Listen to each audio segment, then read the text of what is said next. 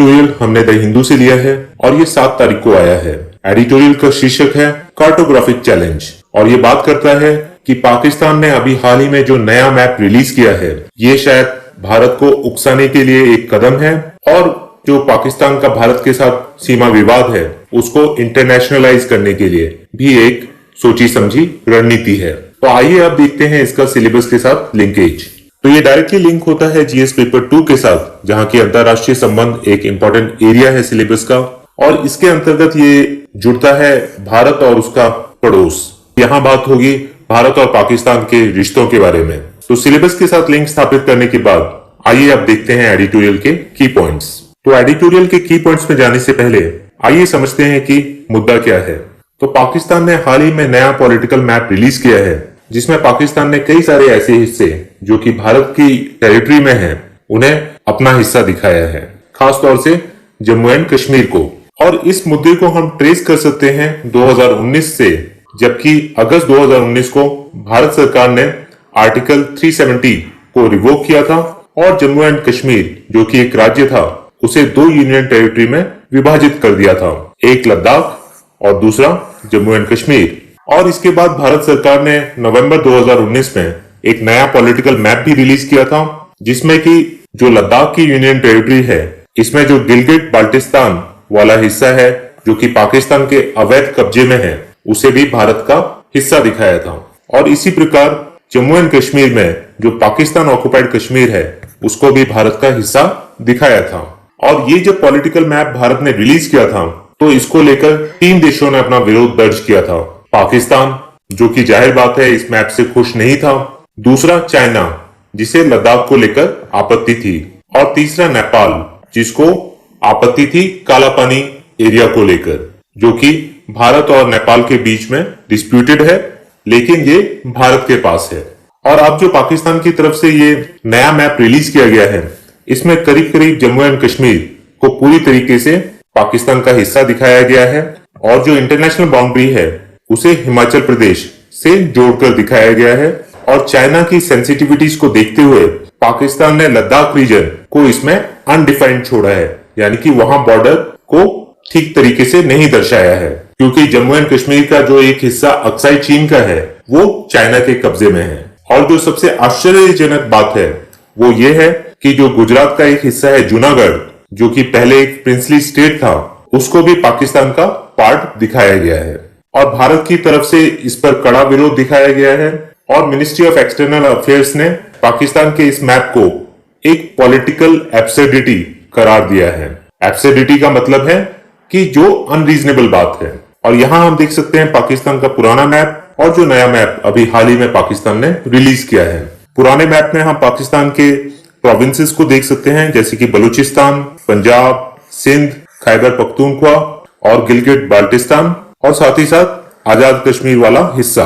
अब जो नया मैप पाकिस्तान ने जारी किया है उसमें कश्मीर को पूरी तरीके से पाकिस्तान का हिस्सा दिखाया गया है, लेकिन कश्मीर वाले हिस्से को गिलगिट बाल्टिस्तान से अलग किया गया है।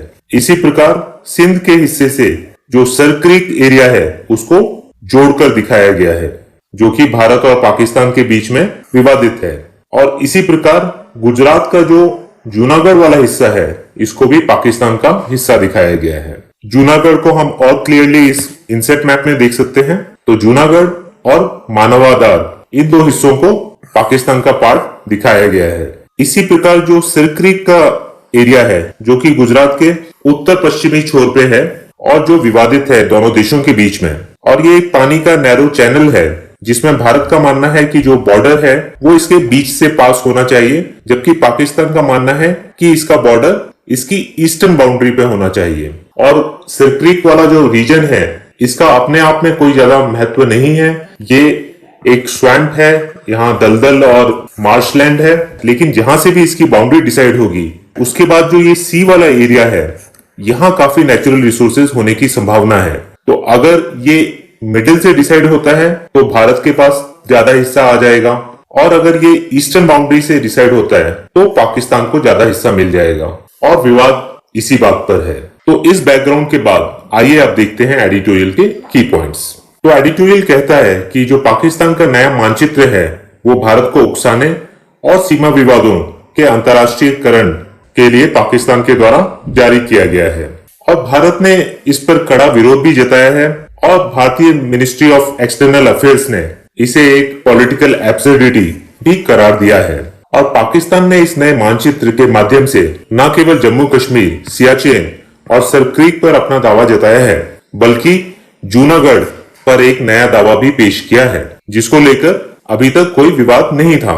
जो भी विवाद था वो 1947 के टाइम पर था, जिसको सुलझा लिया गया था रेफरेंडम के द्वारा, जिसमें कि जूनागढ़ के लोगों ने ये कहा था कि वो भारत का ही हिस्सा होना चाहते हैं, जबकि जो जूनागढ़ के रूलर थे उस समय के, वो चाह रहे थे कि जूनागढ़ पाकिस्तान के साथ जुड़ जाए। और भारतीय विदेश मंत्रालय ने यह भी कहा है कि पाकिस्तान का जो दावा है उसकी कोई भी कानूनी वैधता नहीं है और न ही कोई अंतर्राष्ट्रीय विश्वसनीयता है और पाकिस्तान का ये नया प्रयास केवल सीमा पार आतंकवाद द्वारा समर्थित क्षेत्रीय विस्तार की पाकिस्तान की जो मंशा है उसकी पुष्टि करता है।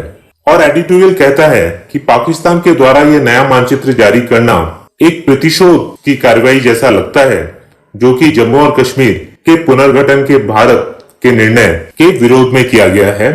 और पाकिस्तान ने जो नया मानचित्र जारी किया है इसमें उसने संपूर्ण जम्मू कश्मीर पर अपना दावा किया है। दूसरा, एक सीमा रेखा के माध्यम से गिलगिट बाल्टिस्तान को पाकिस्तानी नियंत्रण वाले कश्मीर, जिसे पीओके कहते हैं, उससे अलग दर्शाया है। और तीसरा, जम्मू कश्मीर का नाम बदलकर भारत अवैध अधिकृत जम्मू और कश्मीर किया गया है।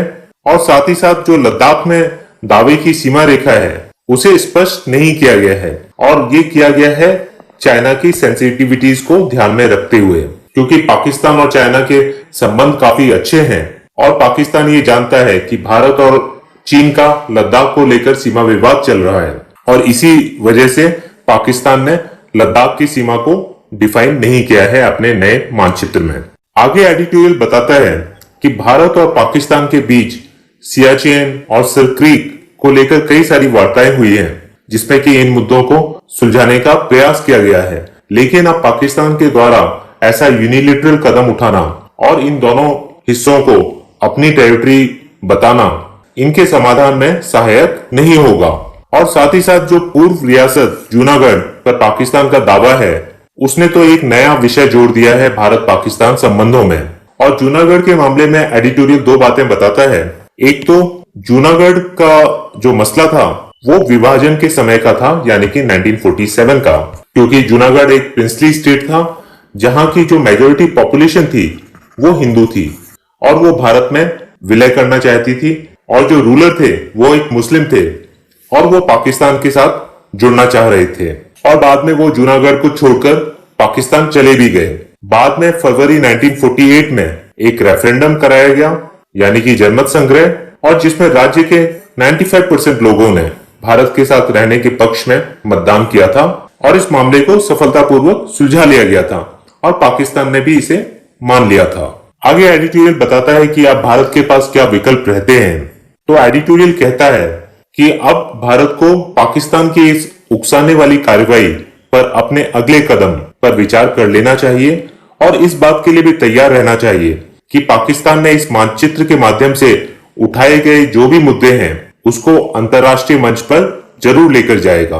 साथ ही पाकिस्तान ने ये कदम ऐसे समय में उठाया है जब भारत दो अन्य मोर्चों पर भी मानचित्र संबंधी विवादों का सामना कर रहा है। एक चीन के साथ लाइन ऑफ एक्चुअल कंट्रोल को लेकर लद्दाख में और दूसरा नेपाल के साथ, जहां की काला पानी और लिम्पियाधुरा में नेपाल के साथ भारत का विवाद चल रहा है।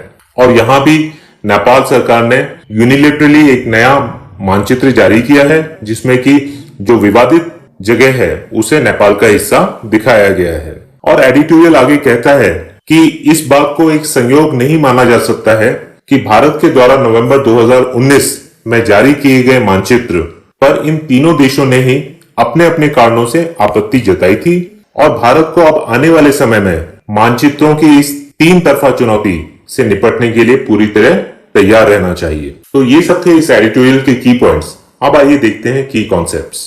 तो की कॉन्सेप्ट्स में सबसे पहले देखते हैं सरक्रीक।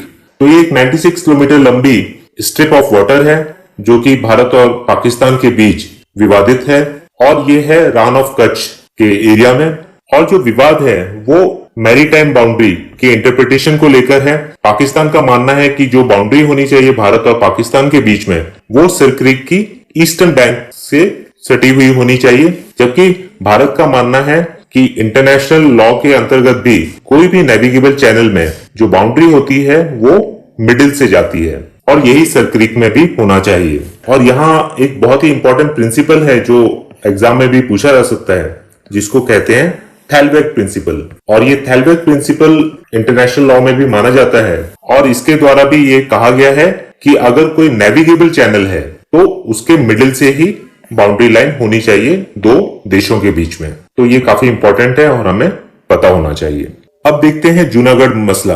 तो जूनागढ़ पहले एक प्रिंसली स्टेट था जो कि साउथ गुजरात में है और इसने भारतीय यूनियन को ज्वाइन नहीं किया था जब भारत आजाद हुआ था 15 अगस्त 1947 में। और जूनागढ़ में एक लार्ज हिंदू पॉपुलेशन थी, लेकिन जो रूलर थे वो एक मुस्लिम थे, नवाब मोहम्मद महातब खान जी तीन। और इन्होंने फैसला किया सितंबर 15, 1947 में कि वो पाकिस्तान के साथ जाना चाहेंगे, जबकि जूनागढ़ की सीमा पाकिस्तान से नहीं लगती है, लेकिन उन्होंने कहा कि हमारी समुद्री सीमा पाकिस्तान के साथ जुड़ती है। और 26 अक्टूबर को नवाब और उनके परिवार वाले पाकिस्तान चले गए, लेकिन जाने से पहले उन्होंने पूरी स्टेट ट्रेजरी से जितना भी पैसा था वो सारा अपने साथ ले गए। और नवंबर 7, 1947 में जूनागढ़ स्टेट कोलैप्स होने वाला था और तब वहां के स्टेट एडमिनिस्ट्रेशन ने भारत सरकार से अनुरोध किया कि आप टेक ओवर कर लीजिए। और इस अनुरोध को भारत सरकार ने स्वीकार किया और एक प्लेबिसाइट यानी कि एक जनमत संग्रह करवाया गया फरवरी 1948 में, जो कि भारत के फेवर में गया। 95% लोगों ने भारत के साथ जुड़ना स्वीकार किया और फिर जूनागढ़ भारतीय स्टेट सौराष्ट्र का पार्ट बन गया। और ये सिचुएशन रही 1956 तक, जब सौराष्ट्र को बॉम्बे का पार्ट बनाया गया। और 1960 में जब बॉम्बे स्टेट को स्प्लिट किया गया लिंग्विस्टिक बेसिस में दो नए राज्यों में, महाराष्ट्र और गुजरात, तब जूनागढ़ गुजरात का पार्ट बन गया और यही स्थिति आज तक है। तो ये सब था आज के एडिटोरियल में। अब आइए देखते हैं किस प्रकार के प्रश्न आपसे पूछे जा सकते हैं इस एडिटोरियल से संबंधित। तो प्रीलिम्स में आपसे लोकेशन बेस्ड सवाल पूछे जा सकते हैं, जैसे कि आपको सियाचिन का लोकेशन पता होना चाहिए, सर क्रीक कहाँ है, जूनागढ़ कहाँ है, गिलगिट बाल्टिस्तान कहाँ है। तो ऐसी सारी जगहों के बारे में आपको ठीक से अंदाजा होना चाहिए कि उनकी लोकेशन कहाँ है। इसी प्रकार आपसे रेडक्लिफ लाइन के बारे में पूछा जा सकता है, मैकमहन लाइन के बारे में पूछा जा सकता है, डुरैंड लाइन के बारे में पूछा जा सकता है और एलओसी और एलएसी। तो रेडक्लिफ लाइन है जो बॉर्डर निर्धारित करती है भारत और पाकिस्तान के बीच में। मैकमहन लाइन है जो तिब्बत और नॉर्थ ईस्ट इंडिया के बीच में बॉर्डर को डिफाइन करती है। डुरैंड लाइन है जो अफगानिस्तान और पाकिस्तान के बीच में बॉर्डर को डिफाइन करती है। और लाइन ऑफ कंट्रोल है भारत और पाकिस्तान के बीच में, खासतौर से जम्मू एंड कश्मीर में। और लाइन ऑफ एक्चुअल कंट्रोल है भारत और चीन के बीच में। तो ये हमें पता होना चाहिए। अगर मेंस की बात की जाए तो सवाल आपसे पूछा जा सकता है भारत पाकिस्तान संबंधों के बारे में, और इसमें सवाल इस तरीके से भी पूछा जा सकता है कि क्या प्रभाव पड़ेंगे भारत और पाकिस्तान के संबंधों में अब जब पाकिस्तान ने नए मैप रिलीज किए हैं। और इसी प्रकार एक सवाल आपसे ये भी पूछा जा सकता है कि क्या कारण है कि नेपाल, चाइना, पाकिस्तान तीनों देशों के साथ भारत का मानचित्र को लेकर अब विवाद हो रहा है। तो इस तरीके के प्रश्नों के लिए हमें तैयार होना चाहिए। तो ये सब था आज के एडिटोरियल एनालिसिस में। फिर मिलेंगे एक नए एडिटोरियल के साथ।